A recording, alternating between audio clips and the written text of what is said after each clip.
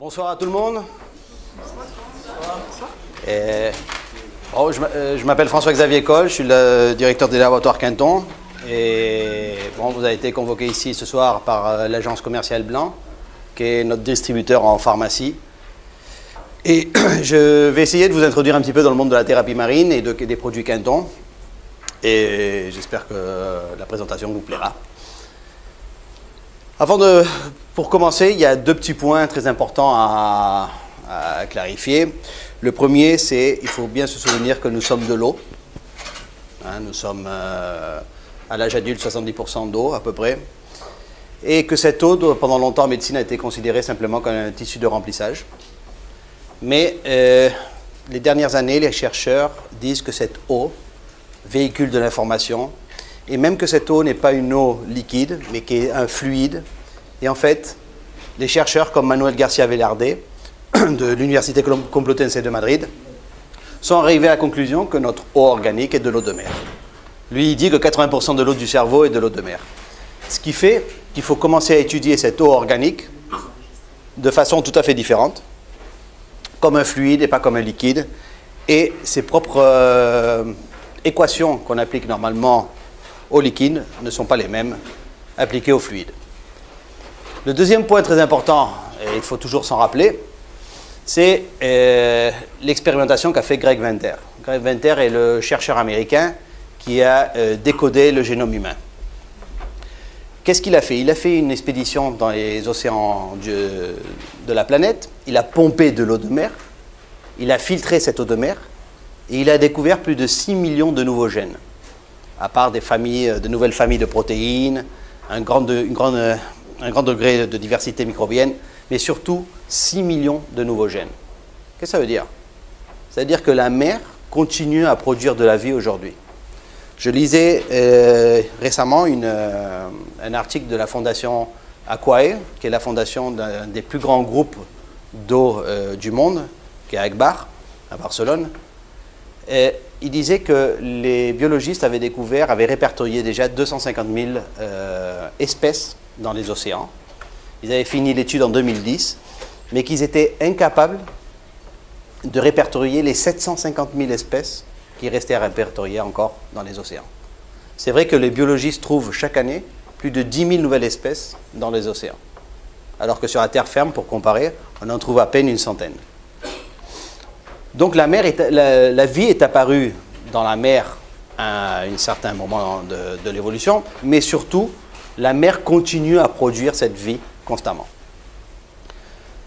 Je connaissais 3 types d'expériences quand je suis allé voir le professeur José Miguel Sempere à l'université d'Alicante. Je connaissais les expériences de René Quinton avec les globules blancs. René Quinton avait isolé des globules blancs de sang humain. Il les avait mis dans du sérum Phi et dans de l'eau de mer isotonique.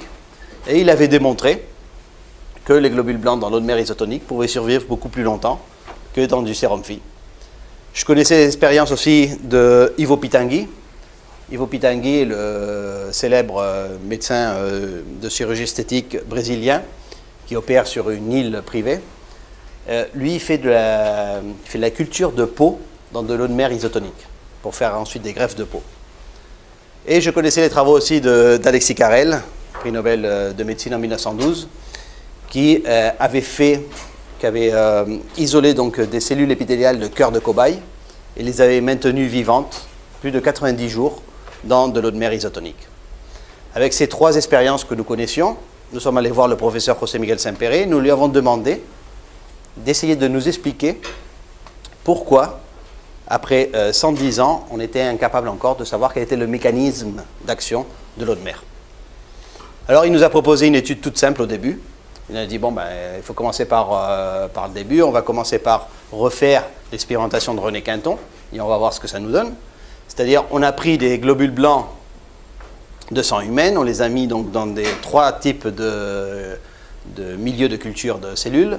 Le plus connu, le RPMI, qui s'utilise dans tous les hôpitaux comme milieu de culture de cellules, une solution saline à 0,9% et du Quinton isotonique. Et les petits points qu'on voit, ce sont les globules blancs. Il y a une agrégation de ces globules dans le RPMI, une petite agrégation. Donc, automatiquement, il y a une réaction immunologique qui se produit à niveau des cellules. Mais surtout, dans le Quinton isotonique, ces agrégats sont beaucoup plus grands, c'est-à-dire automatiquement en contact avec le Quinton isotonique, les globules blancs réagissent et stimulent leur système immunitaire.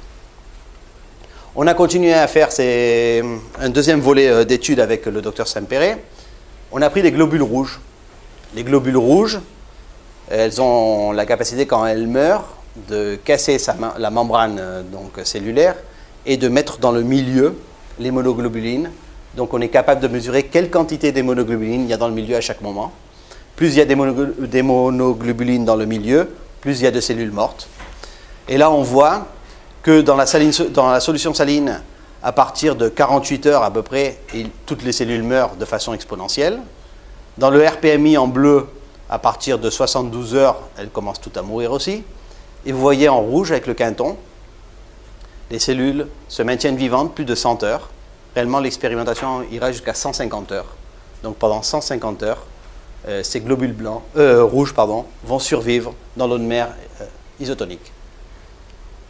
Réellement, ce qu'on vient de voir, c'est la démonstration de que l'eau de mer est le milieu naturel pour la survie de ces cellules. Et c'est réellement l'hypothèse de René Quinton, l'eau de mer comme origine de la vie. Qui était René Quinton? René Quinton était un humaniste. C'était quelqu'un qui a touché plusieurs matières et de façon brillante. Il a été héros de guerre. Il est passé de soldat à colonel. Il a été blessé 14 fois pendant la Première Guerre mondiale. Il avait plus de 40 ans, il était démobilisé, mais il est quand même y allé. Ensuite, il a été écrivain et philosophe. Il a écrit un livre qui s'appelle « Les Maximes sur la guerre ». Très important, il a été précurseur de l'aviation.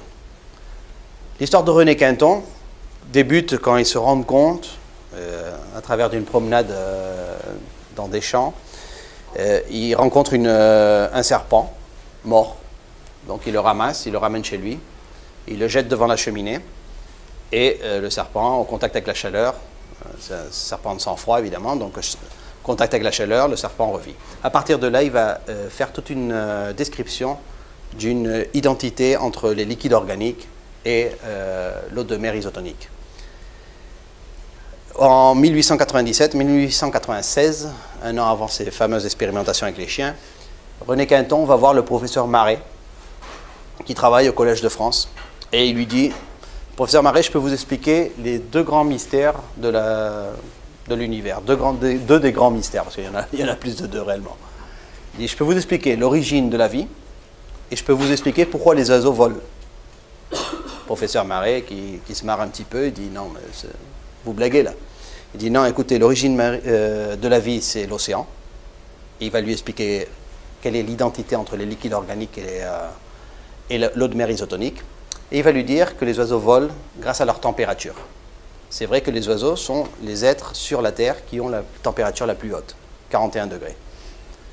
Et de là, le professeur Marais va l'embaucher. Il va commencer à travailler comme assistant donc en biologie, en physiologie justement au Collège de France. Et surtout, ils vont travailler les deux ensemble sur les vols des oiseaux aussi. Et René Quinton va être un grand précurseur de l'aviation en France. Il va travailler avec Santos Dumont, Latran, Blériot, tous les grands aviateurs de l'époque. Voilà, René Quinton. Il est assez au Bourget. Hein. Et la petite fille de René Quinton, Madame Schneider, qui est associée au laboratoire, possède toujours des lettres manuscrites des frères Wright aux États-Unis qui posaient des questions à René Quinton sur comment devait être le design des ailes des avions. Quand René Quinton meurt en 1925, il a le droit à des funérailles d'État. C'est la statue à Chaumes-en-Brie qui est érigée en son honneur, statue qui disparaîtra pendant la Seconde Guerre mondiale, fondue par les Allemands pour faire des obus. Mais il reste quand même le socle de la statue. De nombreux personnages célèbres vont arriver, donc vont assister aux funérailles de René Quinton. Des milliers de personnes, beaucoup de mamans avec les bébés dans les bras, des bébés sauvés par René Quinton. Le propre président de la République, M. Paul Painlevé, lira le panégyrique de René Quinton. René Quinton est comparé à l'époque avec les grands savants, avec Darwin, avec Pasteur. Voilà un journal intransigeant donc, de la presse de Paris de l'époque. Mais ce qui est plus important que la comparaison entre les deux, c'est la comparaison entre les deux conceptions ici, là. Les travaux de Pasteur nous apportent une conception de la maladie, ceux de René Quinton nous apportent une conception de la santé. C'est très important parce que ça va être la base ensuite de toute la thérapie marine. C'est-à-dire, l'eau de mer isotonique ne va servir à aucun cas pour lutter contre un virus, une bactérie ou quoi que ce soit. C'est simplement mettre à disposition de la cellule tous les éléments pour que la cellule puisse réagir correctement aux agressions externes. René Quinton va utiliser très bien aussi les milieux de communication de l'époque, surtout les journaux évidemment. Donc, chaque découverte qu'il va faire, il va la communiquer aussi bien à l'Académie de médecine, où toutes ces communications ont été reprises, que dans les journaux. Et à la lecture d'une des expériences de René Quinton, dans l'illustration, les expériences qu'il avait fait avec les chiens. René Quinton avait saigné des chiens. Il est arrivé jusqu'à saigner un chien à blanc. Et ensuite, il lui a injecté de l'eau de mer isotonique. Et le chien a survécu. Donc, c'est assez simple, étant donné que les chiens ont une rate très grande. Donc, rapidement, on replace toutes les plaquettes et les globules dans le sang assez rapidement. Donc, une maman va taper sa porte un matin avec un enfant moribond, totalement déshydraté. Madame, monsieur, j'ai lu dans l'illustration que vous sauvez des chiens. Seriez-vous capable de sauver mon enfant? René Quinton dit, bon, on n'a rien à perdre, on va essayer. Et il lui fait des injections d'eau de mer isotonique et l'enfant survit. À partir de ce moment, René Quinton va créer aussi bien le laboratoire Quinton que deux produits qui vont être médicaments pendant plus de 100 ans, le plasma de Quinton et la duplace de Quinton. Le plasma de Quinton eau de mer isotonique, la duplace de Quinton eau de mer hypertonique, qui vont être utilisés dans tous les dispensaires marins en France et dans d'autres pays que je vous dirai plus tard, et qui vont être remboursés par la Sécurité sociale française jusqu'en 1982. Les AMM de ces médicaments ont été perdus définitivement en 1993 à cause d'une mauvaise gestion du laboratoire à l'époque. René Quinton a écrit un livre que je ne vous recommande pas du tout, étant donné que c'est un livre très dense. L'eau de mer, milieu organique, c'est vraiment la comparaison de l'identité minérale de l'eau de mer et de nos liquides organiques, mais à travers toute la série zoologique. Donc ça se fait très difficile à lire.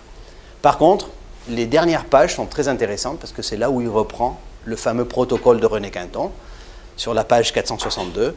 C'est là où il dit où doit être pompée l'eau de mer, comment doit-elle être traitée, et on verra par la suite exactement quel est ce protocole.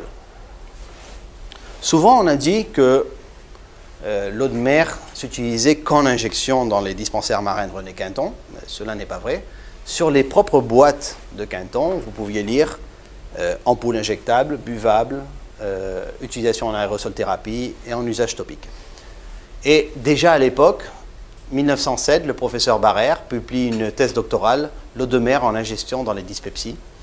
Donc il y a quand même beaucoup d'informations sur l'utilisation déjà à l'époque de l'eau de mer buvable. Les dispensaires marins René Quinton, ça c'est le premier qui a été ouvert ici à Paris, 4 rue de l'Arrivée, près de la gare Montparnasse. Et il en ouvrira pratiquement dans toutes les villes en France. Et ensuite en Belgique, au Luxembourg, en Suisse, en Italie. Il en ouvrira aussi au Caire, en Égypte. Et le docteur Anolfi dirigera un dispensaire marin à Boston, dans l'hôpital homéopathique de Boston. Dans ces dispensaires marins, on sauve des milliers d'enfants. Et René Quinton pratique que la thérapie marine dans ces dispensaires. Il y a toute une génération de bébés qui vont s'appeler les bébés Quinton. Ce sont tous ces bébés sauvés justement donc, par René Quinton et ses successeurs dans les dispensaires marins. Surtout, on a encore de nombreuses photographies donc, de tous ces enfants grâce au docteur Jean Jaricot, qui va écrire un livre qui lui est très recommandable. C'est le dispensaire marin, un organisme nouveau de puriculture. C'est 600 pages de cas cliniques d'utilisation de l'eau de mer isotonique dans des cas comme celui-ci. Donc, c'est des enfants qui arrivent au dispensaire marin tout à fait déshydratés. Les causes sont nombreuses, malnutrition, atrépsie, choléra infantile. justement, on ne s'occupe pas de la raison, sinon simplement donner aux enfants la possibilité de récupérer, donc de les réhydrater, rien qu'avec du quinton isotonique. Ça, par exemple, c'est un enfant qui a plus de 55% de retard de son poids. Il pèse à peine 2 kg après 40 jours il est né il y a 40 jours. Et rien que des injections de quinton, ici, oui, c'est des injections, hein, il va reprendre rapidement presque 100% de son poids. Il fera 4 kg en 47 jours. On dispose de nombreuses photographies de ce genre, étant donné que la petite fille de René Quinton a récupéré tous les archives des dispensaires marins quand les dispensaires marins ont fermé dans les années 60. Et donc on a de nombreuses photographies de l'avant et après. C'est assez curieux parce que René Quinton et ses successeurs aient fait des photos de l'avant et après à cette époque-là, c'est assez récent. Les premières photographies médicales datent de la fin du 19e. Ce sont les Anglais qui ont commencé à faire des photographies. Et René Quinton, déjà à partir de 1905, va en faire aussi. Donc, c'est pour ça que nous disposons de ce matériel. Donc, vous voyez que sur des eczémas, on va obtenir aussi d'excellents résultats. Sur les bras, sur les mains, des eczémas impétigineux, des eczémas lichénoïdes. Sur la psoriasis. Alors, toutes ces photos sont effectivement des photos anciennes, mais nous arrivons à des cas beaucoup plus récents, donc, où les traitements de psoriasis ont eu des résultats aussi spectaculaires. Le docteur Jean Montfort, en 1960, dit qu'avec le quinton, on peut obtenir jusqu'à 28% de guérison sur la psoriasis. On sait que la psoriasis est beaucoup plus compliquée que simplement l'utilisation de l'eau de mer, mais je crois que en buvable, là, par exemple, ce cas ici, c'est que du buvable. Hein. Mais évidemment, pour les lésions externes, on peut toujours utiliser le quinton dermospray, hein, qui va avoir une action directe sur les lésions d'eczéma et psoriasis. En 1996, le laboratoire Quinton en France ferme et on le déplace à Alicante, au sud d'Alicante, à Cox exactement. La première préoccupation des nouveaux propriétaires du laboratoire a été de construire un laboratoire pharmaceutique. On voulait être totalement dans l'industrie pharmaceutique pour faire un complément alimentaire. On s'est imposé des normes beaucoup plus supérieures à ce que correspondent aux produits aujourd'hui, mais on voulait maintenir l'originalité du produit quand il était médicament. Donc la première inquiétude, à part donc, de construire le laboratoire pharmaceutique, a été aussi de maintenir ce protocole original de René Quinton et de savoir quels étaient les points les plus importants de ce protocole. Et les 3 points les plus importants du protocole de René Quinton sont le pompage de l'eau de mer, la stérilisation et le mélange pour faire l'eau de mer isotonique. Cela a fait l'objet donc d'un brevet qui est enregistré. Et pourquoi est-il important de pomper l'eau de mer dans des points bien concrets? C'est assez simple, réellement. Dans la chaîne alimentaire, seules les plantes sont capables de transformer les minéraux inorganiques en minéraux organiques pour le reste de la chaîne alimentaire. Grâce à l'action du soleil, la photosynthèse, etc.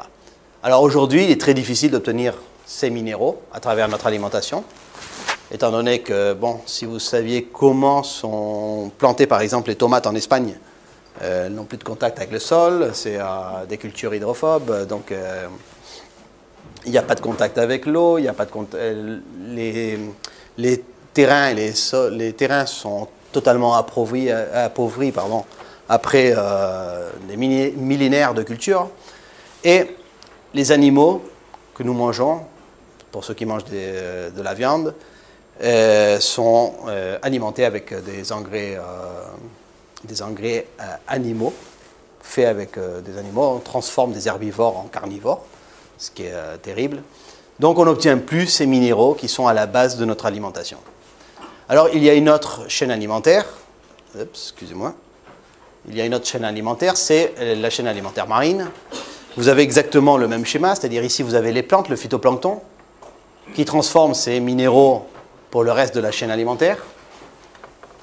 Alors c'est vrai qu'on aurait plutôt tendance à dire que si on mange plus de poissons, finalement, on obtient ces minéraux. Mais malheureusement, quand vous allez acheter du poisson, il reste très peu de poissons qui ne soient pas de pisciculture. Donc, si vous voulez, est très difficile d'obtenir toujours ces minéraux ici, dans la chaîne alimentaire.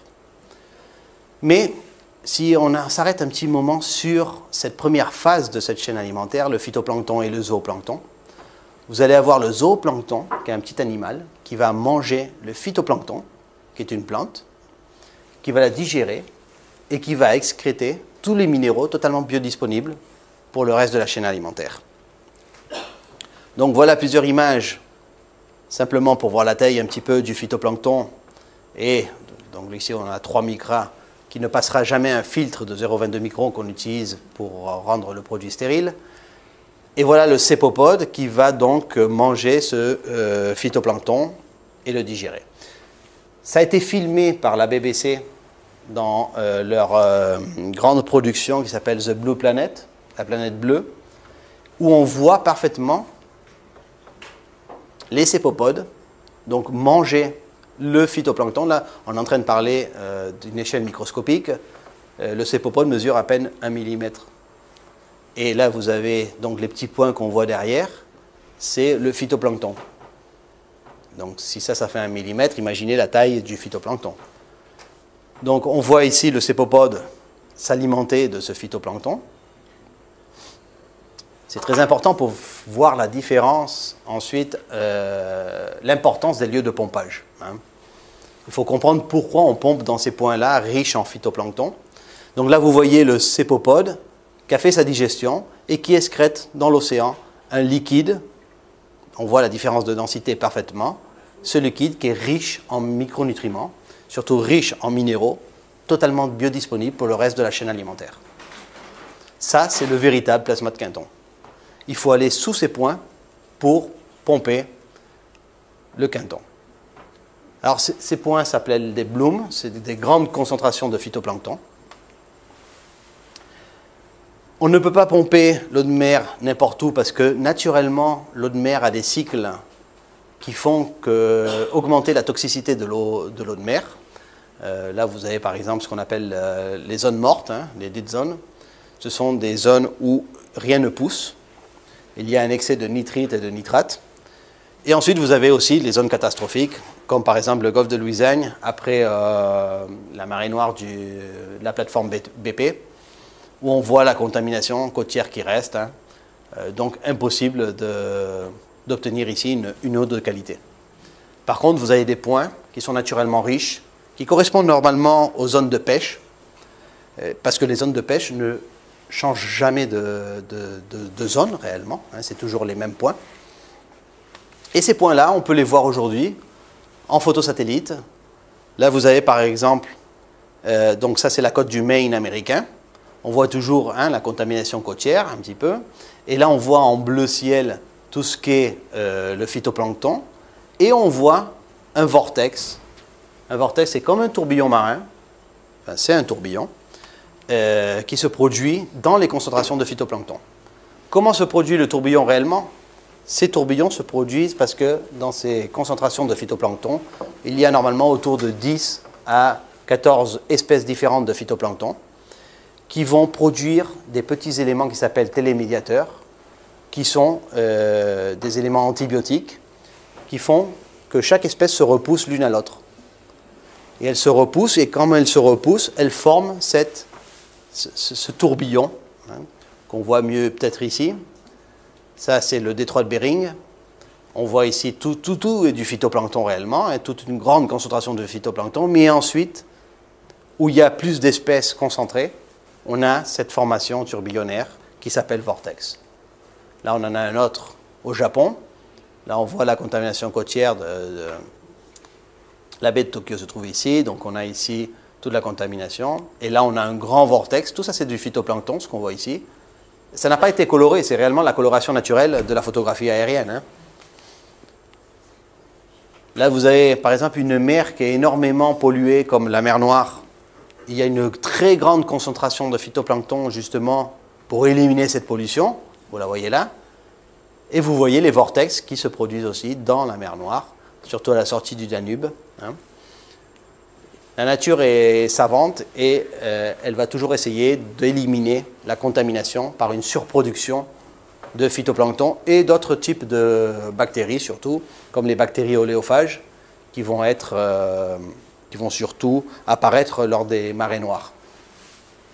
Et là, vous avez le sud de l'Angleterre, Cornwalls, et le canal de la Manche. Donc là, vous avez le canal de la Manche, la Bretagne française, l'Espagne, l'Irlande. Vous voyez cette concentration phytoplanctonique ici, elle fait quand même plus de 700 km de long. Le véritable poumon de la Terre, c'est l'océan, grâce à toutes ces concentrations de phytoplancton.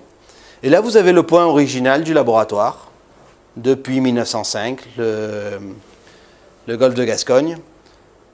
Le laboratoire Quinton a toujours pompé ici, sauf à une période où il a pompé dans le canal de la Manche. Mais on est revenu à ce point-ci. Là, vous avez une photographie donc, de 2003. Cette photographie est de 2008.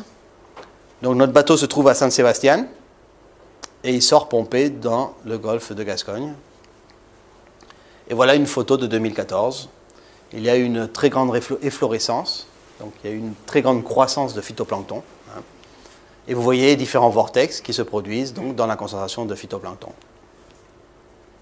Donc voilà le bateau que nous utilisons pour aller pomper l'eau de mer, de l'équipe Quinton qui pompe l'eau de mer, donc à entre 20 et 30 mètres de profondeur, juste sous la couche de phytoplancton, pour maximiser toujours la qualité des minéraux que nous recherchons dans l'eau de mer.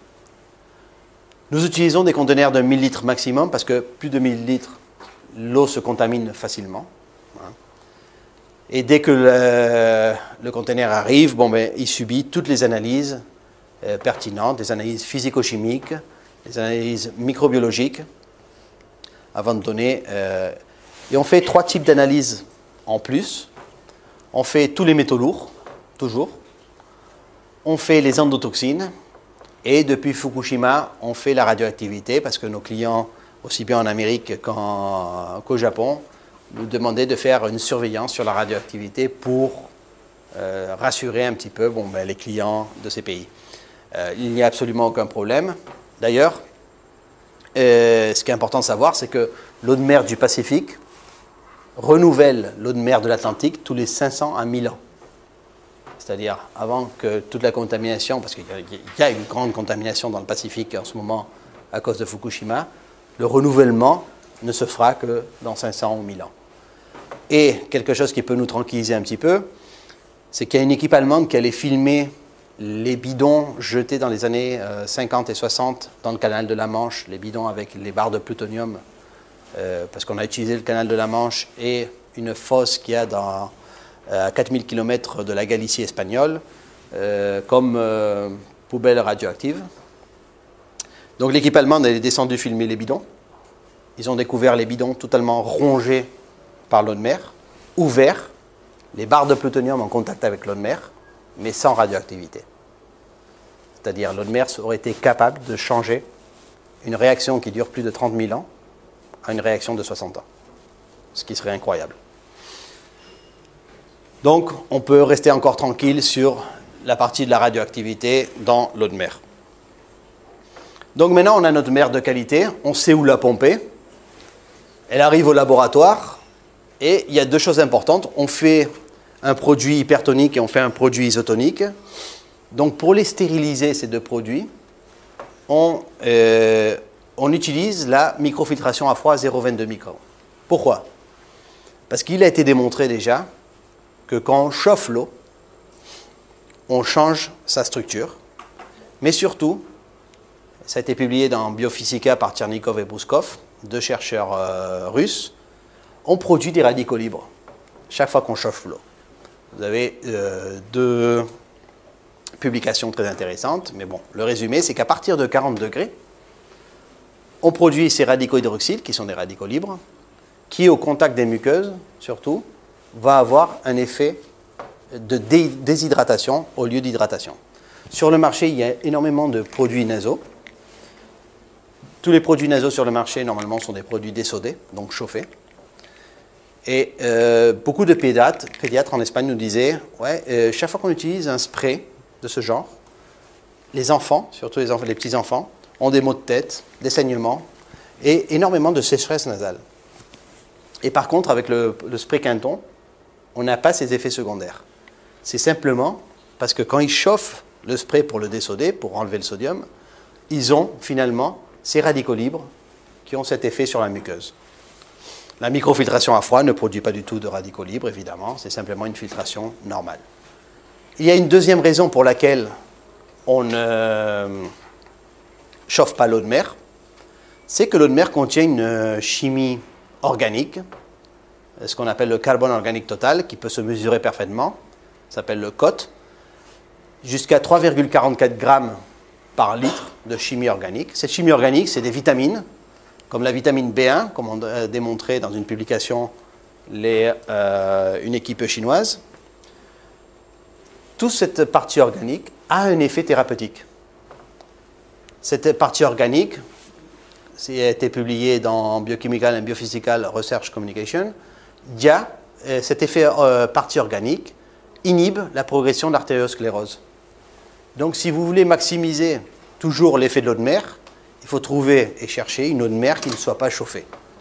C'est très important. Sinon, on réduit sa capacité thérapeutique. Donc on utilise dans le laboratoire ces filtres, des filtres de cellulose, de 0,22 microns, et on maintient, avant de conditionner les ampoules, on maintient le liquide filtré dans un ballon en verre. On utilise beaucoup le verre dans tout le laboratoire pour justement éviter le contact métallique avec l'eau de mer, parce que l'eau de mer ronge finalement tout. Hein. Voilà une autre étude publiée par le docteur Nicolas Stilling. Ça a été fait avec un appareil qui s'appelle le bioscope. C'est un appareil qui mesure finalement l'énergie qu'a un liquide réellement. Hein. Donc là, ce qu'on voit, c'est qu'on a utilisé plusieurs ampoules de Quinton, c'est que du Quinton. Hein. On a chauffé du Quinton à 70 degrés, on l'a tindalisé, on l'a chauffé à 140 degrés, et en verre, on l'a chauffé à 140 degrés, refroidi à 4 degrés. Celui qui n'a pas été chauffé, simplement microfiltré, voilà son énergie. Et ceux qui ont été chauffés ont une énergie, si vous regardez bien, là on est sur le 0, donc négative.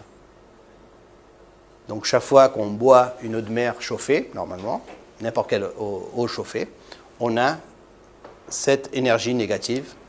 Et ensuite vous avez ici, quand cette chauffée est ensuite refroidie à 4 degrés, qui est la température de la plus grande densité de l'eau, donc l'eau se restructure à 4 degrés réellement, on obtient à nouveau une énergie positive. Donc maintenant, on sait que pour stériliser l'eau de mer, il ne faut pas la chauffer. Et le troisième et dernier point, et très important aussi, c'est comment faire un produit isotonique, étant donné que l'eau de mer naturelle, donc le Quinton hypertonique est de l'eau de mer naturelle, il faut le faire isotonique pour le produit isotonique. Donc même identité, isotonique, même identité, même concentration que notre sang, hein, 9 grammes par litre, sans utiliser la désodation qui est un procédé, comme vous voyez ici, simplifié, qui est une électrolyse dans laquelle il faut chauffer la solution. On pourrait utiliser de l'eau distillée, mais l'eau distillée, c'est une eau chauffée. On pourrait utiliser de l'eau d'osmose inverse, mais l'eau d'osmose inverse, nous considérons qu'elle est totalement morte aussi. Nous voudrons bien utiliser aussi donc, une eau de source, mais il faut bien choisir l'eau de source, une eau vivante, qui corresponde réellement à ce qu'on cherche, c'est-à-dire que l'eau de source ne contienne pas beaucoup de minéraux pour que le mélange avec l'eau de mer n'altère pas la concentration minérale de l'eau de mer. Donc en fait, ici en France, on utilisait pendant très longtemps une eau de source qui s'appelle le Montroucou, je pense que tout le monde connaît. Le Montroucou, c'est le Boulou, la Catalane, c'est la Rosée de la Reine, c'est différentes marques donc, de Lacon, de la source de Lacon. Et en Espagne, on a une eau très semblable qui s'appelle Fondetal, qui se trouve à Badajoz, Alors, je ne sais pas si vous voyez un petit peu la carte de l'Espagne. Alicante se trouve ici. En haut, nous avons San Sebastián, d'où on apporte l'eau de mer. Et Badajoz se trouve près du Portugal. C'est-à-dire, on achemine notre matière première où vraiment on pense qu'on obtient la meilleure qualité de cette matière première. Pas de n'importe où. On habite à la côte de la Méditerranée, on n'utilise pas de l'eau de Méditerranée.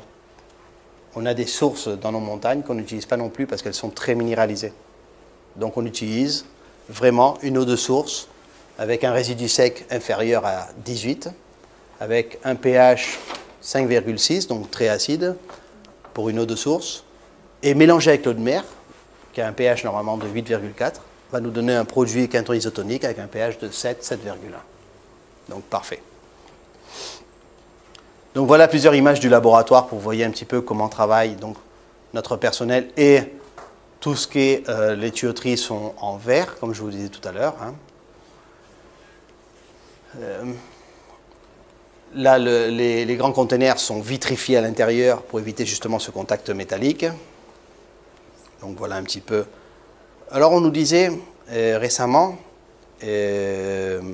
oui, finalement Quinton chauffe ses ampoules. Parce que vous pouvez trouver sur notre page web une vidéo où il y a, à deux moments, on voit comment, justement ici vous avez une opératrice donc, qui met des ampoules dans un four. Mais c'est pour stériliser l'ampoule vide, donc avant qu'elle soit pleine d'eau. Oui, on stérilise l'ampoule. On a tout un processus d'asepsie du laboratoire. Il ne faut pas oublier qu'on est un laboratoire pharmaceutique, on suit des normes pharmaceutiques. Donc à tout moment, on procure une asepsie totale au produit, comme si c'était un injectable réellement, pour faire un complément alimentaire. Et oui, les ampoules vides, évidemment, sont chauffées et sont stérilisées avant d'être utilisées donc, sur une machine pour les remplir. Donc vous voyez le personnel, comment travaille le personnel en scaphandre. Et ensuite, je pense qu'ils font référence à une autre photographie qu'on a juste à ce moment-là, en disant, non, mais vous voyez, ils chauffent l'ampoule aussi. Alors, je ne sais pas si vous avez réfléchi un petit peu comment se remplit une ampoule de pointe du liquide. Est-ce que quelqu'un le sait?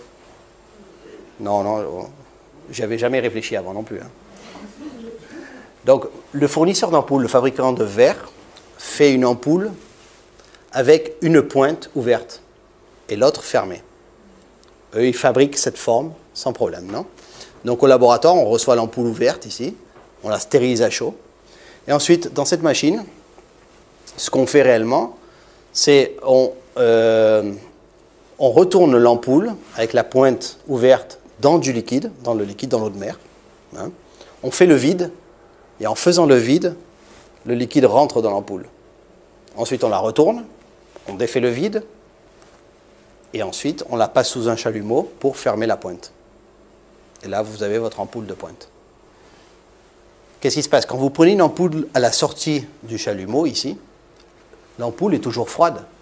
Ici, pour fermer l'ampoule, simplement, la flamme incide perpendiculairement sur l'ampoule et on la ferme. Les portes du laboratoire sont totalement ouvertes à tout le monde. Si quelqu'un passe ses vacances en Espagne et veut venir nous visiter, il peut venir nous visiter, peut rentrer dans le laboratoire, peut toucher les ampoules à la sortie, peut vérifier tout le processus si vous en voulez et vous le désirez. D'ailleurs, vous êtes tous invités. Hein, mais vous payez votre séjour. Donc voilà un petit peu comment se fabrique, se conditionne l'eau de mer et les ampoules. Très important donc de maintenir une asepsie totale sur tout le processus. Donc là, on fabrique aussi nos sprays donc, dans les mêmes conditions. Hein. Et voilà donc quelques images.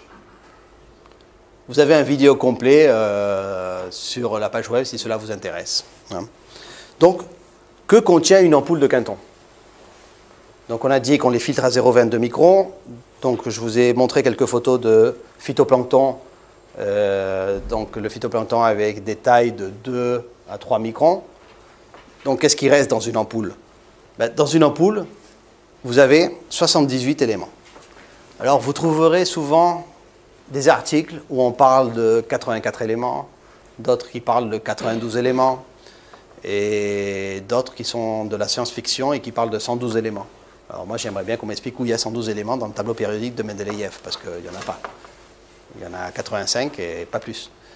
Donc, ce qui est très simple, c'est de savoir que tous ceux qui sont en couleur ici sont présents dans une ampoule de Quinton. C'est une analyse qui a été faite par le département de chimie analytique de l'université d'Alicante. Vous avez les 78 éléments, donc en couleur, et ceux qui sont en gris clair, c'est parce qu'on n'a pas pu démontrer leur présence. Alors, quels sont les éléments qu'on n'a pas pu démontrer la présence? Bon, le technétium, qui est un élément artificiel. Tout ce qu'il y a après l'actinide sont artificiels. Tout ce qu'il y a après l'uranium sont artificiels. Donc s'ils sont artificiels, on ne les trouve pas dans la nature, on ne les trouve pas dans l'eau de mer. Le pomérium, l'actinide, le palladium, le radium et le francium, vous avez 25 grammes sur Terre de chacun d'eux. Alors, il n'y a pas de technique analytique pour savoir s'il y en a dans l'eau de mer ou non. Mais avec 25 grammes sur la Terre, ça m'étonnerait qu'on en trouve dans l'eau de mer quand même. Ensuite, qu'est-ce qu'il nous reste? Il reste le polonium et son collègue ici qui sont extrêmement radioactifs. Donc il n'y en a pas non plus dans l'eau de mer. Et ensuite, les gaz rares. Mais les gaz rares, la technique pour déterminer la présence des autres éléments utilise de l'argon. L'argon est associé avec tous les autres gaz rares, donc il n'y a pas de technique analytique pour le savoir s'ils sont présents ou non. Donc ce qu'on peut affirmer, c'est qu'il y a 78 éléments, ces 78 éléments, totalement biodisponibles pour nos cellules. Donc, vous avez ici toute la gamme des produits Quinton. Vous avez les ampoules buvables, donc le Quinton isotonique et le Quinton hypertonique. Alors, très important pour faire la différence réellement des deux avant de rentrer dans ce qu'est la nutrition génétique, parce que quand on va parler de nutrition génétique, on va parler que du Quinton isotonique. Le Quinton hypertonique est simplement une ampoule de 10 ml d'eau de mer pure qui nous permet de récupérer tous les minéraux dans tous les cas où on a besoin de revitaliser, reminéraliser la personne. Normalement, c'est épuisement physique et psychique, dépression, parce que le Quinton hypertonique contient 4 fois plus de magnésium que le sang, et entraînement sportif, donc tout ce qui demande un effort physique ou psychique. Le Quinton isotonique, on va voir en profondeur maintenant, parce que réellement, c'est tout ce qui est nutrition génétique, et c'est l'explication que je vais vous faire par la suite. Ensuite, vous avez les sprays. Chaque spray avec son nom correspond exactement à son utilisation, c'est son utilité. Le Quinton Dermoaction qui s'utilise beaucoup dans tout ce qui est traitement coadjuvant de dermatologie. Très utilisé aussi pour nettoyer les plaies ouvertes. C'est-à-dire quand vous avez des problèmes avec des personnes qui ont des plaies et qui sont diabétiques et justement ont des problèmes de cicatrisation. Ça marche très bien. J'ai énormément de photographies d'un médecin qui utilise que ça pour fermer ses plaies. Vous avez les sprays nasaux. Bon, les sprays nasaux, il n'y a pas grand-chose à dire. C'est tout ce qui est hygiène nasale quotidienne pour éviter tout ce qui est rhinopharyngite, sinusite, etc. On a un spray nasal hypertonique très intéressant pour les adultes quand il s'agit d'obstruction nasale vraiment aiguë. Et ça, oui, on a un spray oculaire, donc pour remplacer un petit peu tout ce que sont les collyres. C'est un spray beaucoup plus utile et beaucoup plus simple d'utiliser que les lavages oculaires ou même les gouttes les gouttes ophtalmologiques, quoi. Et qui peut s'utiliser aussi avec la paupière fermée. Ce qui est très intéressant parce qu'il a été démontré qu'il y a un grand passage de tous les minéraux à travers la paupière. Donc, ça aide énormément. Bon, tout le monde peut utiliser le Quinton, c'est simple. De la femme enceinte, les enfants, les nouveau-nés, les personnes âgées. Il n'y a pas contre-indication, il n'y a pas d'effet secondaire. Évidemment, ce n'est pas un produit dopant pour ceux qui font du sport. Et peut être associé avec toute autre thérapie, non seulement naturelle, mais aussi, on a énormément de centres aujourd'hui, d'hôpitaux, d'oncologie qui nous appellent, parce que d'après les travaux du professeur José Miguel Sempere, on a démontré qu'on peut minimiser les effets secondaires de la chimiothérapie, de la radiothérapie avec le quinton isotonique. Donc on est en train de former les oncologues sur le quinton.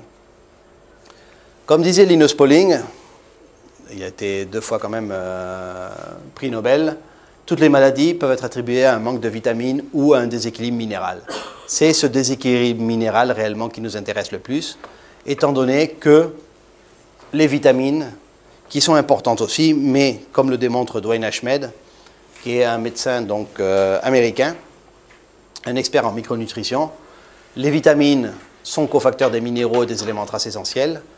L'absence des éléments traces inhibe les vitamines. C'est-à-dire, si vous n'avez pas de minéraux dans votre organisme, les vitamines, ça ne sert à rien. Si vous avez des éléments, mais vous n'avez pas de vitamines, vous pouvez utiliser vos éléments minéraux, il n'y aura pas de problème. Donc, avant de donner des vitamines à un patient, il faut toujours le reminéraliser. Donc là, on va voir une série de photographies de nos clients en Malaisie.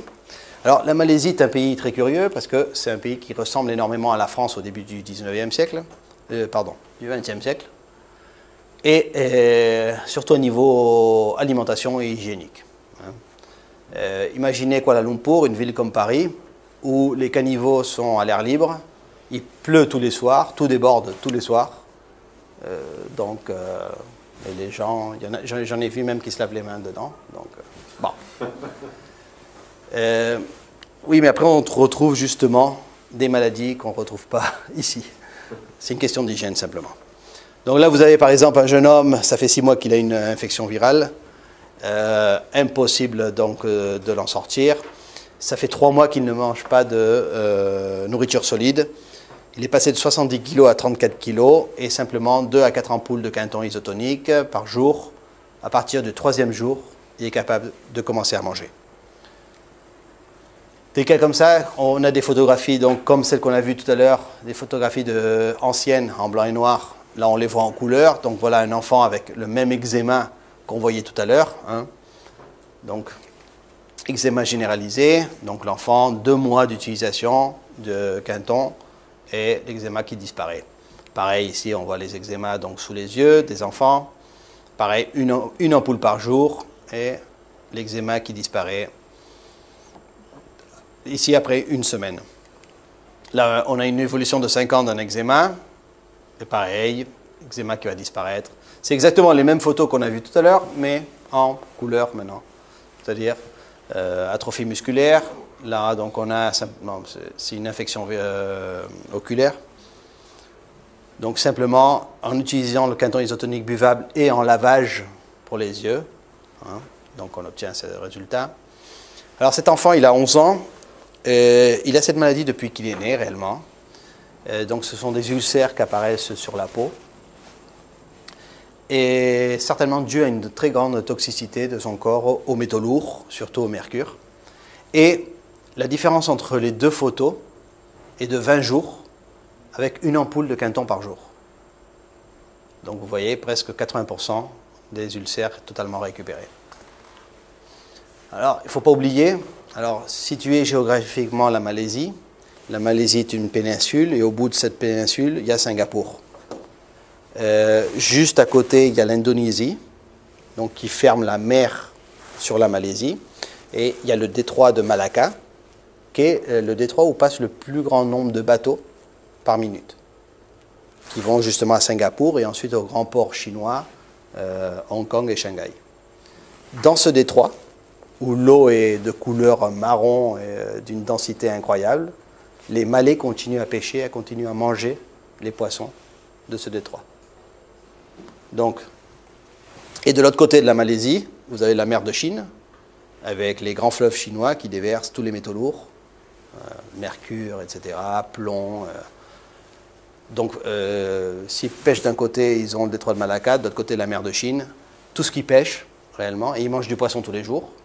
Donc, bon, c'est normal qu'on trouve ces grandes toxicités aux métaux lourds. Alors, comment expliquer que le quinton puisse donc régénérer, je ne sais pas comment dire, parce qu'on va pas parler donc de guérison ni de Donc, non, on ne va pas parler de guérison. Simplement, on est en train de donner tous les minéraux, apparemment, à l'organisme pour que notre organisme réagisse de façon naturelle. Mais est-ce que ça a une explication un petit peu plus scientifique? Pour l'instant, on peut savoir que plus on prend de quintons isotoniques, donc, ce qu'on a mesuré donc, avec le docteur Saint-Péret, c'est qu'on a tous ces 5 marqueurs immunologiques qui se produisent davantage dans notre organisme. L'interféron gamma, très important, c'est une interleukine qui permet d'activer l'interféron alpha et bêta, qui sont les responsables des contrôles des tumeurs. L'interleukine 2, qui est quand même à l'origine de la réaction immunologique non spécifique, TNF-alpha, les molécules d'adhésion et les globules blancs. Les molécules d'adhésion, ce sont ces petites molécules qui permettent l'extravasation, c'est-à-dire la sortie des globules blancs du vaisseau sanguin vers le focus de l'infection. Donc plus on a de molécules d'adhésion, plus on agit rapidement sur l'infection. La question qui se pose rapidement, c'est qu'est-ce qui se passerait réellement dans le cas de les maladies auto-immunes où on a notre système immunitaire déjà totalement déréglé, mais surtout à certains moments avec une surproduction de certaines interleukines. Ce qu'a démontré le professeur José Miguel Saint-Péret, justement, c'est que le quinton permet d'équilibrer, donc de moduler ce système immunologique. Donc, comment expliquer réellement quand je prends du quinton isotonique, justement, donc celui-ci, quand je bois une ampoule de quinton isotonique, les 78 minéraux totalement biodisponibles de cette ampoule vont rentrer en contact avec mon milieu extracellulaire. Ce milieu extracellulaire est formé donc d'une structure qui s'appelle les protéoglycanes, ce qui conforme le milieu extracellulaire. Ces protéoglycanes sont entourés d'une eau qui s'appelle la shell water, qui est un coquillage, qui est une eau immobile, qui ne bouge pas, et une autre eau qui permet donc la circulation de toute l'information physique, chimique, électromagnétique dans notre organisme, qui s'appelle la bonded water, donc eau libre.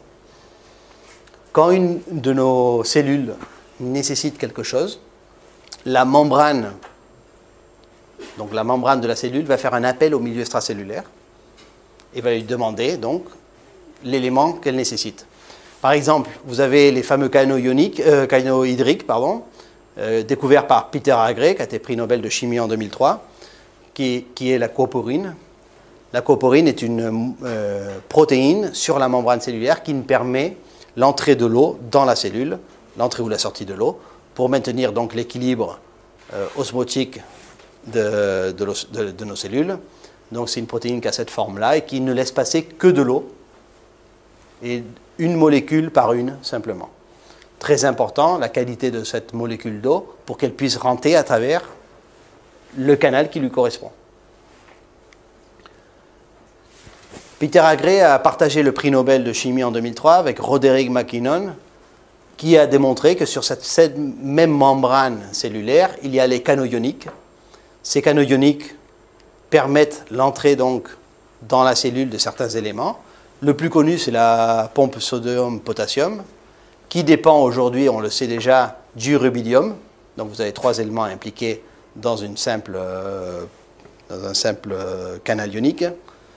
Mais réellement, la découverte et l'étude de la structure de ce canal ionique nous a permis de savoir que cette protéine donc, qui est sur la membrane cellulaire, là vous avez la membrane, l'intérieur de la cellule, l'extérieur de la cellule, et ici, l'élément qui rentre dans la cellule, c'est un véritable filtre. C'est-à-dire, pour que l'élément puisse rentrer ici, il faut qu'il y ait une reconnaissance physique, chimique et électromagnétique. Sinon, il ne pourra pas rentrer. Beaucoup des éléments produits de médicaments ou d'autres types de compléments qui ne sont pas totalement biodisponibles ont fait une surcharge donc, du milieu extracellulaire, et par surpression osmotique, les éléments rentrent dans la cellule, mais ils ne rentrent pas à travers leur canal original. Pour comprendre un petit peu, très importante, cette reconnaissance physique et chimique, évidemment, ce n'est pas pareil un ion lithium qu'un ion beryllium, mais vous voyez, entre l'atome et le ion, hein, il y a une différence aussi de taille. Donc, chaque fois qu'un élément rentre dans la cellule, cette reconnaissance physique, chimique et électromagnétique est très importante. La reconnaissance électromagnétique, c'est la biodisponibilité de cet élément. Si l'élément n'a pas été, dans notre cas, pompé dans les endroits que je vous ai expliqué tout à l'heure, il n'aura pas cette reconnaissance ici, il ne sera pas accepté pour rentrer dans la cellule. La grande découverte de Roderick MacKinnon, c'est réellement de dire que sur la membrane cellulaire, il y a autant de récepteurs cellulaires que d'éléments nécessitent cette cellule. C'est-à-dire, si cette cellule nécessite du cobalt, il y aura un récepteur de cobalt. Si elle nécessite du manganèse, il y aura un récepteur de manganèse, etc.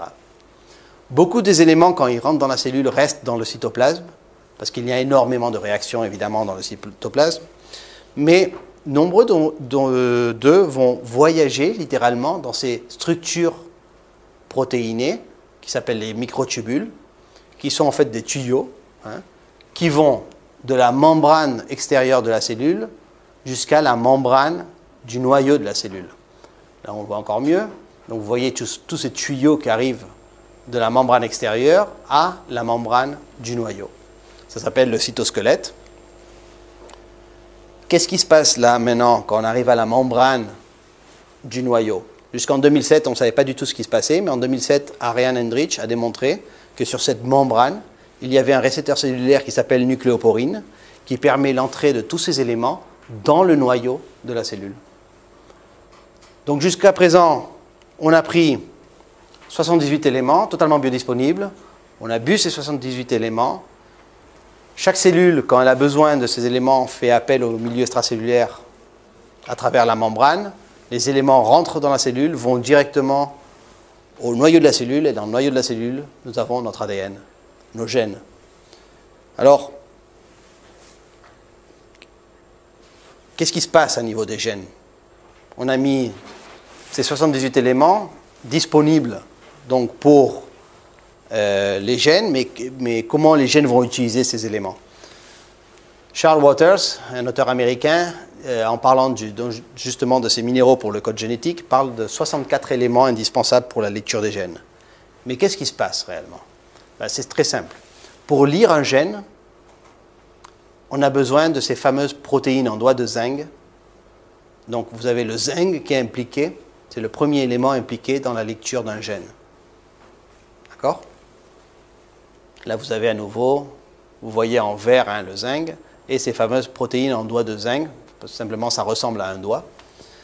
Bien, pour fabriquer n'importe quel élément dans notre organisme, que ce soit une enzyme, une protéine, un morceau de peau, des fanères, donc les ongles, ou, les cheveux, quoi que ce soit, tout commence, tout débute par l'activation d'un gène. Donc on active le gène, on commence à lire le gène grâce au zinc, à ces fameuses protéines en doigt de zinc, et on travaille sur le produit pour arriver à faire un produit final, qui est le produit que recherche donc notre organisme à ce moment. Mais comme vous voyez, à chaque étape, on a besoin d'un élément pour pouvoir agir comme cofacteur de ces réactions.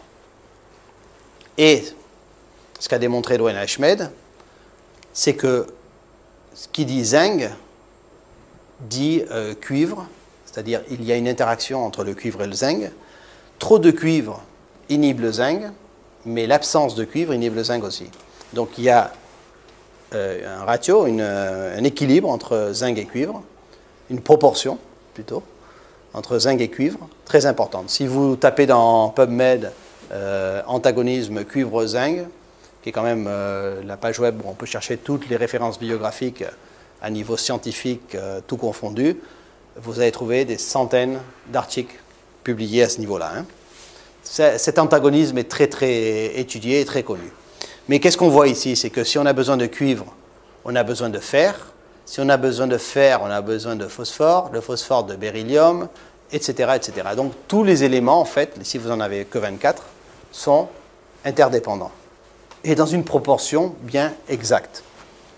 quel est le produit qui contient 78 éléments totalement biodisponibles et dans la proportion qui a créé la vie et qui maintient la vie, comme on l'a vu tout à l'heure, que l'eau de mer. Alors, est-on capable réellement de changer l'expression de nos gènes grâce à l'eau de mer? Parce qu'on voit qu'on peut alimenter correctement nos gènes, on leur donne tous les minéraux pour une correcte alimentation, pour une correcte expression plutôt. On va changer le mot alimentation par le mot expression. Mais est-ce qu'on peut changer une expression qui n'est pas correcte? Là, il y a deux termes à définir préalablement, pour ne pas les confondre. L'eugénisme et l'eugénisme scientifique. Bon, l'eugénisme tout court, c'est soi-disant ce que faisaient donc les nazis pendant la Seconde Guerre mondiale, donc l'amélioration de la race par la manipulation génétique. Mais on parle aujourd'hui d'eugénisme scientifique. L'eugénisme scientifique, c'est ce qu'ont fait donc tous les chercheurs en essayant de déterminer quels étaient les gènes qui produisaient certaines maladies et de simplement identifier ces gènes, de couper et de voir si cette maladie ne se reproduisait pas. Malheureusement, beaucoup des enfants qui sont nés donc avec ces gènes coupés, finalement reproduisent la maladie. Pourquoi? Parce que jusqu'à présent, on croyait que simplement 5% de notre ADN s'exprimait dans notre corps. Et qu'il y avait 95% d'ADN poubelle. À la fin de 2013, il y a eu une très grande publication dans la plus grande revue médicale du monde, qui est quand même Nature, où ils ont démontré que 85% de notre ADN dans notre corps s'exprime. Donc qu'il n'y aurait pas d'ADN poubelle, réellement. Mais c'est vrai que toute cette manipulation génétique nous a permis d'avancer énormément dans tout ce qu'est le diagnostic prénatal, l'exploration fœtale, l'orientation génétique, le contrôle de la natalité, fertilité in vitro, ingénierie génétique. Mais il y a un autre terme très important sur la modification des gènes, qui est l'épigénétisme, qui est très à la mode aujourd'hui. Tout le monde publie sur l'épigénétisme. C'est la théorie du changement donc, de l'ADN à travers des facteurs externes. Et là, vous avez une publication très intéressante, surtout le titre, qui est très bien, du Time. Pourquoi notre ADN n'est pas notre destin? Parce que nous pouvons changer l'expression de notre ADN. Qu'est-ce qui se passe normalement à niveau de notre ADN? Nous héritons de nos parents et nous formons sur nous-mêmes ce qu'on appelle la méthylation de notre ADN. Ces petits groupes méthyl vont se situer sur la cytosine, sur la base cytosine, et ne vont pas permettre la lecture de ce gène. Notre fameuse protéine en doigt de zinc sera incapable de lire le gène qui correspond ici parce qu'il y a une méthylation. C'est le professeur Adrian Bird de l'université d'Édimbourg qui a découvert justement cette méthylation, donc, qui est un frein à la lecture de cet ADN. Et ce qui est très intéressant, c'est de savoir que chaque fois qu'il y a donc cette méthylation, nous sommes incapables donc, de mettre en marche cette lecture. Quels sont ces facteurs externes qui influencent la méthylation de notre ADN? Vous avez l'alimentation, la gestion des sentiments, la pollution, les drogues, les médicaments, le tabac, etc. Une des plus importantes, et qu'il ne faut pas du tout sous-estimer, est certainement la gestion des émotions. Adrian Bird, très important ce monsieur, ce chercheur actuellement, et on lui a décerné un prix très important en Espagne, la fondation BBVA, donc la plus grande banque, une des plus grandes banques du monde réellement, lui a décerné un prix en médecine justement pour son travail sur la méthylation de l'ADN, parce qu'il commence à comprendre justement les changements qui ont lieu. Et c'est essentiel pour comprendre des maladies comme le syndrome de Rett, qu'il a très bien étudié, mais surtout pour comprendre comment influencent ces facteurs sur des pathologies comme le cancer. Et je viens de vous dire justement qu'une des choses les plus importantes est la gestion des émotions.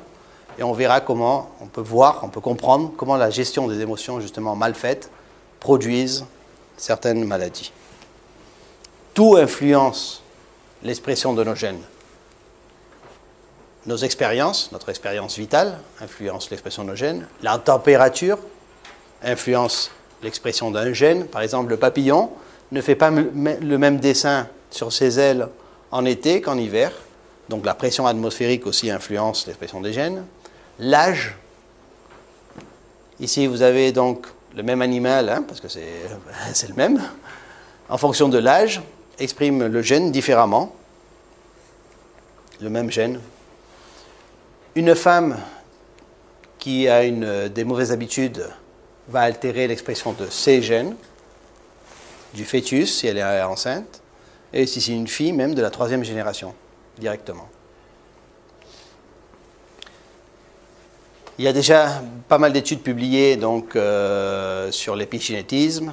Par exemple, vous avez ici sur un cancer de prostate, simplement 3 mois de changement d'alimentation, de supplémentation minérale, un soutien psychologique, donc pour la gestion des émotions, et un petit peu de sport, ici on parle de 30 minutes de marche par jour, on est capable de modifier le génome du cancer de prostate, ce qui est quand même terrible.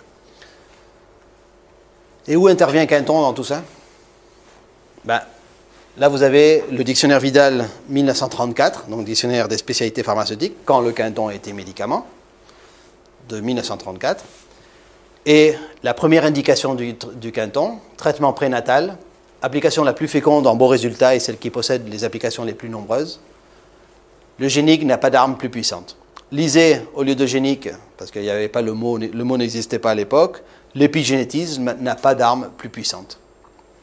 Et effectivement, on va voir comment le Quinton peut changer l'expression de certains gènes, surtout dans les maladies héréditaires, sur un travail qui a été fait par le docteur Jean Jaricot, qui, comme on a vu tout à l'heure, était donc l'auteur du livre Le dispensaire marin. Jean Jaricot a fait cette étude. Bon, Jean Jaricot était pédiatre, homéopathe, anthropologue, expert en malformation du fœtus. Et quand on parle de traitement prénatal, on parle de liquide amniotique. On a vu tout à l'heure que notre cerveau, il y avait le professeur Manuel Garcia Velarde qui disait que 80% de notre cerveau était de l'eau de mer. Le liquide amniotique, c'est 100% de l'eau de mer. L'identité entre les minéraux, les proportions des minéraux dans le liquide amniotique et dans l'eau de mer est exactement la même. Donc c'est un véritable océan dans lequel baigne le fœtus pendant 9 mois. Cette étude a été faite sur 7 femmes présentant des différents problèmes pendant la période de gestation.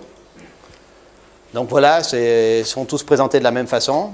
Donc vous avez le premier cas, 9 grossesses antérieures avec le même mari. Très important, le même mari, hein, on fait bien référence si c'est le même mari ou non, parce que la charge héréditaire n'est pas la même si c'est un autre mari.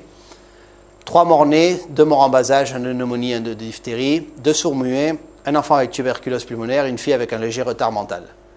Alors avec ça, on n'a pas envie d'être enceinte à nouveau, pas de gosse. Mais bon, on est en train de parler donc avant 1921, donc début du XXe siècle. La femme tombe enceinte, mais va au dispensaire marin de Jaricot, et elle subit un traitement marin. Elle aura une 2e grossesse aussi, et pendant 7 mois, 2 enfants, tout à fait normal, sans la charge héréditaire de ses enfants, de ses frères et sœurs. Dernière visite 11 ans, dernière visite à 8 ans. Dernière visite, c'est curieux parce que Jean Jaricot a vu ses patients pendant plus de 25 ans dans les dispensaires marins.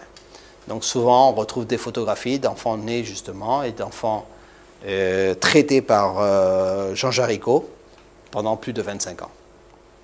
On voit que c'est des photos anciennes parce que quand même le caleçon du monsieur là, hein, c'est bon. Deuxième cas, 7 grossesses antérieures avec le même mari, 2 fausses couches, 3 morts en bas âge, 2 à cause de méningite et 1 à cause d'hémophilie, une fille avec de nombreux défauts anatomiques qui meurt à l'âge de 6 ans de bronchopneumonie et une fille avec de légers défauts anatomiques. Pareil, une grossesse, simplement 4 mois de traitement, une fille normale, donc qui n'est pas avec les défauts de ses frères et sœurs. Troisième cas, là on a 2 maris, donc 2 enfants avec le premier mari et 5 avec le second. Avec le premier mari, un garçon 14 ans malingre mais menant une vie normale et un garçon mort à 16 mois à cause d'une méningite. Avec le deuxième mari, 3 fausses couches, une fille 9 ans avec des défauts anatomiques significatifs et un garçon avec anémie et défauts anatomiques qui meurt soudainement à l'âge de 12 mois. Là, pareil, une grossesse, 7 mois de traitement, une fille avec de légers défauts anatomiques qui mène une vie absolument normale. Alors, ce n'est pas la panacée, évidemment. Le Quinton, c'est comme l'acide folique. Vous savez que quand vous recommandez de l'acide folique à une femme enceinte, à partir du moment où elle sait qu'elle est enceinte, c'est-à-dire du 2e mois, le tube neural est déjà fermé, donc l'acide folique n'a aucun effet. L'acide folique devrait se recommander toujours avant la conception de l'enfant, sinon ça n'a pas de sens. Le Quinton, c'est pareil. C'est-à-dire là, on arrive trop tard, on arrive toujours au 2e mois donc, de gestation. Donc forcément, le fœtus peut avoir déjà des malformations qu'on est incapable avec le Quinton de rectifier. Hein. 4e cas, pareil, 5 grossesses antérieures avec le même mari, une fille de 9 ans avec des malformations et malingres, un garçon de 8 ans rachitique et tuméfaction, une fille morte en bas âge, une fille de 5 ans retard pondéral, rachitisme et tuméfaction généralisée, et un garçon de 4 ans, idem que la fille antérieure, mais présentant en plus une hypertrichose. Là, pareil, seulement 2 mois de traitement, et on a une fille avec un léger retard pondéral, mais qui reviendra à la normale rapidement. 2 grossesses antérieures avec le même mari, une fausse couche et un garçon avec tuberculose osseuse. Alors le garçon, il va subir un traitement déjà marin aussi, et après le 1er mois, guérison des ulcères, et après le 5e mois, de la spina ventosa, hein, donc de partie de la tuberculose osseuse. 2 grossesses, donc la première pendant 5 mois le traitement donc, de Quinton, et la deuxième pendant toute la grossesse. 2 garçons normaux, mais le deuxième qui mourra soudainement à l'âge de 29 mois d'une diarrhée aiguë par négligence des parents. Donc, c'est Jean Jaricot qui reprend cette négligence et qui explique un petit peu dans le livre qu'est-ce qui s'est passé exactement. 6e cas, bon, l'hypertrichose, hein, c'est l'excès de cheveux, hein, de poils. Donc 2 grossesses antérieures, une fille qui meurt à l'âge de 6 ans de méningite et une fille rachitique, tare anatomique, hypertrichose développée, tuméfaction. Avec le traitement marin, simplement 3 mois, on a un garçon normal mais avec une légère hypertrichose quand même.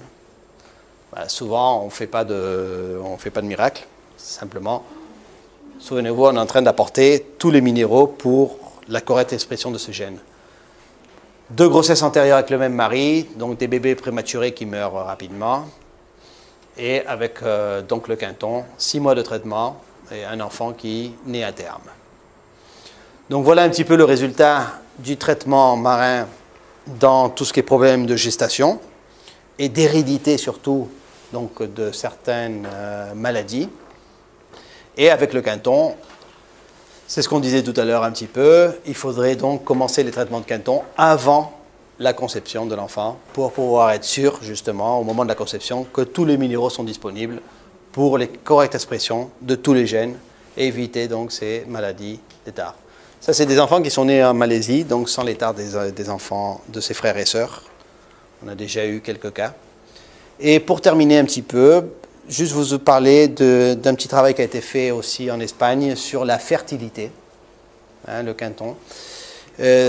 Donc des femmes qui avaient des problèmes de fertilité, donc des femmes déjà donc 30 à 41 ans. On les a divisées en 4 groupes, 2 séances par mois. Celles qui prenaient du Quinton, 4 ampoules de Quinton par jour. Et voilà un petit peu donc, le tableau des résultats. Donc il y avait un groupe qui était soumis qu'à la médecine traditionnelle chinoise. Donc il y a eu un échec, mais 4 grossesses. Médicale traditionnelle chinoise et allopathique, donc surestimulation des ovaires. 3 non-grossesses et 8 grossesses. Et on a introduit le Quinton avec la médecine traditionnelle chinoise et on n'a aucun échec. 9 succès. Et ici, médecine traditionnelle chinoise, allopathique et Quinton aussi. Hein, mais dès qu'on réintroduit la surestimulation ovarienne, on retrouve à nouveau 2 échecs. Donc c'est bien pour démontrer aussi que le Quinton n'est pas la panacée. Il y a certains cas où le Quinton n'arrive pas, ou le traitement est trop court. Mais en norme générale, ce qu'on arrive à faire avec le Quinton, c'est quand même, surtout on voit dans les conclusions de ce travail, que les femmes qui prennent du Quinton sont toujours restées enceintes avant les autres. Donc en moyenne, moins de 6 mois d'attente. Voilà le résultat de ces travaux. Hein. Lui, c'est pas le papa, c'est le docteur. docteur cubain, Silvio Beitia. Donc on a l'air de parler d'épigénétisme et de Quinton. Ça, ce qui nous surprend toujours, c'est que quand on parle d'épigénétisme, on a l'air de parler de quelque chose de très moderne, de très d'actualité. Pratiquement dans toutes les spécialités médicales, on parle d'épigénétisme aujourd'hui. Mais sachez qu'on en parlait déjà dans l'Ancien Testament. Les péchés des parents se vont jusqu'à la 3e et 4e génération, dans Exode et Nombre. Si vous pensez un petit peu quels sont les péchés, les 7 péchés capitaux, vous verrez que chaque péché correspond à un groupe de maladies aussi. Par exemple, la gourmandise, donc maladie de diabète, maladie cardiaque, etc. Et donc tous les péchés ont une méthylation sur notre ADN aussi. Et on hérite cette méthylation jusqu'à la 3e et 4e génération. C'est ce qu'on vient de voir un petit peu. C'était déjà écrit dans l'Ancien Testament, ce qui est assez curieux quand même.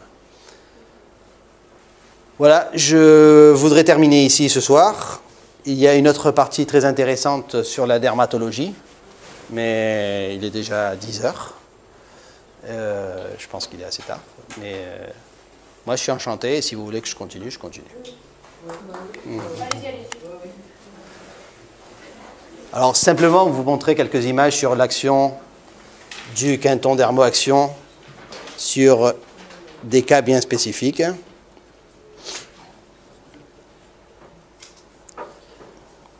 C'est un travail qui a été fait par la docteure Remedios Mas en Espagne. Tous les traitements sont à base de Quinton Dermo-Action et de Quinton isotonique. Donc voilà, c'est des cas de forte douleur abdominale à la fosse iliaque droite. Donc un abcès de la taille d'une noix. On détecte un abcès de la taille d'une noix avec une grande plaque de cellulite infectieuse. La patiente va en urgence et se fait une chirurgie. Ici, le chirurgien va lui dire, écoutez, pas de problème, vous allez pouvoir cicatriser rapidement. En moins d'un mois, ça va se fermer, il n'y aura pas de problème. La docteure Mas dit à la patiente, écoutez, moi je pense qu'on peut cicatriser bien avant, même en 15 jours, si on utilise le Quinton Dermo-Action. Et effectivement, en faisant donc les nettoyages de la plaie avec le Quinton Dermo-Action, on est capable donc de fermer très rapidement l'abcès. Donc voilà, 11 avril 2011, 13, 15. Donc là déjà on voit la croûte qui ferme totalement. Là il y a 4 jours, mais en moins de 15 jours, la plaie est totalement fermée. Ce qui est encore plus surprenant, et on en parlait tout à l'heure un petit peu, c'est surtout quand ces personnes sont diabétiques. Donc là, on a une personne qui a un problème, qui a une blessure de moto, qui s'est brûlé donc, le pied avec l'asphalte. Et donc il est sous pansement de colloïdes et différentes pommades de corticoïdes et autres. Il est sous antibiotiques aussi, parce que la plaie s'est infectée. Et surtout, comme ce sont des personnes diabétiques, et ils ne cicatrisent pas du tout. Donc ils ont un problème qui se maintient pendant de nombreux mois. Pareil, l'utilisation du Quinton, tous les patients prennent l'ampoule de Quinton isotonique en buvable, plus les lavages des plaies avec le Quinton Dermo-Action. Et pareil, on voit très rapidement comment la plaie se ferme. Donc voilà les pansements. Et voilà comment utiliser le spray pour nettoyer la plaie. Et on a, donc ça c'est 5 jours après le début du traitement. Et voilà, donc 5, donc, et 5, 17, 22 jours après, donc totalement fermé. Alors que ça faisait des mois qu'il avait la plaie ouverte. Là pareil, c'est une femme avec une plaie au mollet gauche. Bon, on va voir que cette femme, voilà la plaie, Donc, c'est une femme obèse, qui a certainement des problèmes aussi de diabète. Et donc, une plaie qui est ouverte pendant 2 ans. Donc, sous traitement d'antibiotiques constamment. Elle a vécu plusieurs générations d'antibiotiques, cette femme. Donc voilà la plaie, hein. Donc qui ne ferme pas du tout. Impossible de fermer. 2 ans. Donc imaginez pendant 2 ans la situation de la femme. Donc elle est complètement déprimée, elle ne sait pas quoi faire, c'est désespoir. Donc elle va en clinique de la docteure Mass. Et en décembre 2009, on introduit donc le Quinton isotonique, 2 ampoules par jour, et Quinton Dermoaction, donc 2 fois par jour. Donc voilà l'arrivée. 2 mois après, donc on voit la croûte qui s'est fermée, voilà. Hein. Voilà, totalement fermée, donc simplement 2 mois après. Et en décembre 2010, donc, on voit la cicatrice parfaite de la fermeture de la plaie. Donc pensez quand vous avez surtout des personnes qui ont des plaies ouvertes, justement, à problème de cicatrisation, etc. Pensez à la combinaison du Quinton isotonique buvable et le Quinton Dermoaction pour tous ces problèmes de peau. Sur les brûlures, pareil, ça marche très bien. Ça, c'est un cuisinier malais. Donc, il s'est brûlé la main avec de l'huile bouillante. Et voilà le résultat, donc le traitement avec le Quinton. Hein. Pareil. Voilà. Merci beaucoup. Je voulais vous montrer ces photos parce que je pense qu'elles sont assez importantes. Et,